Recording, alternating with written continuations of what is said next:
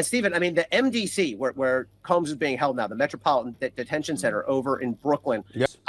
I've been to, I don't know, more prisons than I can remember. That is probably the worst. It's the worst federal facility for sure that I've been in. Hi guys, so it's been all over the news that P. Diddy's lawyers have filed a motion in court complaining about the prison conditions of where the particular prison house where P. Diddy is held up.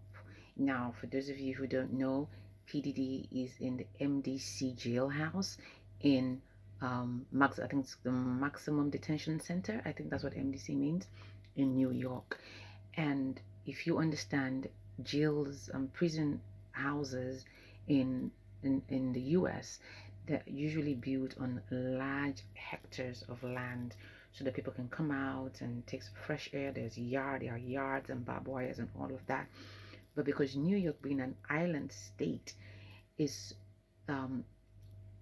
it doesn't have that much land space. So the prison house, rather than being wide in space, is actually just high in terms of area, and it's very tight and very claustrophobic. As a matter of fact, I will play a little excerpt of Eddie.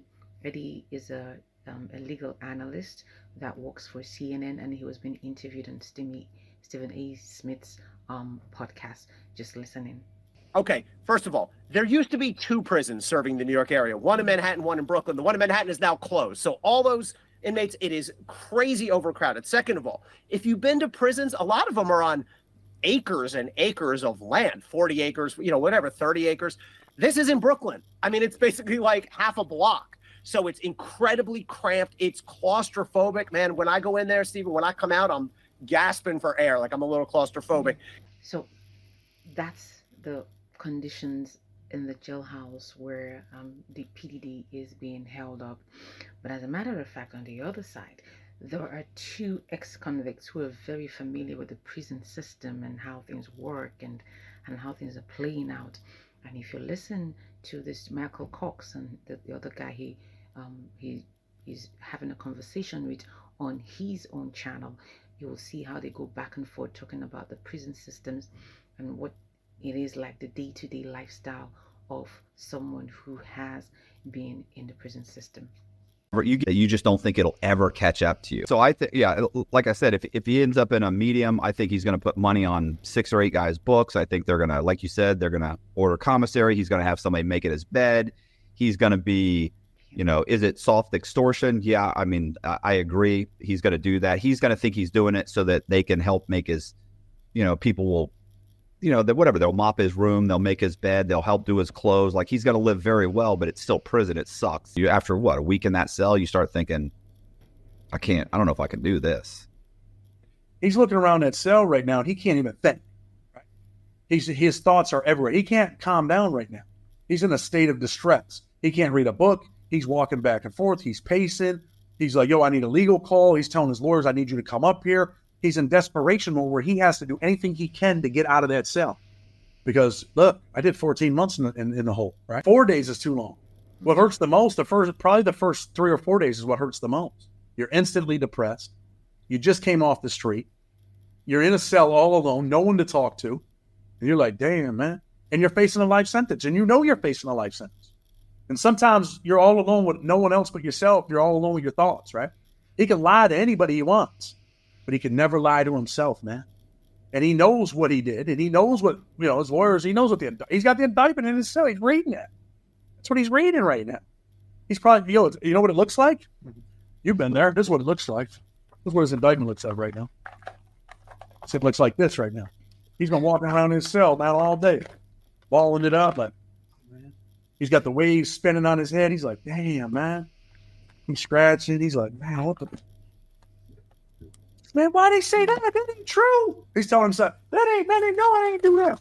No, hell no, I'm gonna beat that. And then he's like, yeah, man. You don't think he's cried since he's been in there? How many interviewers think that Puff Daddy has cried since he's been in solitary confinement? It's also important to note at this juncture, I did a video sometime when I talked about one of the things that Diddy might have a lot of problem dealing with. I talked about the concept of power and how there's someone who is used to controlling other people's lives. It's going to be a big shock to him how his own life is now going to be controlled by the jail guards and others in the prison system. He's so used to being the boss, right? He's so used to having power. What happens when you take power from someone, right? Absolute power, absolute corruption, right? And I think that, man, once upon a time, he was probably an all right dude. But I always, since I was a kid, felt like, hey, I grew up listening to Biggie, one of my favorite rappers, him and Jadakiss. But, and you've seen Puppy, he's always around. I used to think, man, this dude's an arrogant dude, man. Like sending people to fly to New York City to get him a piece of cheesecake from Junior's because he's in California. He had it like there. He could fly a plane to go get a cheesecake, bro. And I'm like, man, this dude's man. I used to think, man, like, damn, man, you could be taking care of some kids, man, with that money. You're wasting that shit, bro. Right. I always felt like, once he got that power, people get arrogant, man. People like, you get money, you get power, and you get arrogant. That's what it is. He's about to get a fucking dose of humility. It's also important to note at this juncture that he is held up in the secure area, a private area, as you can hear, as you heard him say that Sam Fried, his name, forgive me, is being held up in that area, not in the general population area. The general population area is where all sorts of individuals are held, and that would be a very dangerous situation for someone like PDD, who, of course, you have to accept is a man of status and a man who is very, very well known. Same as Samuel Bank Fried. So that's why they're hid in that secluded area and not in the general population area.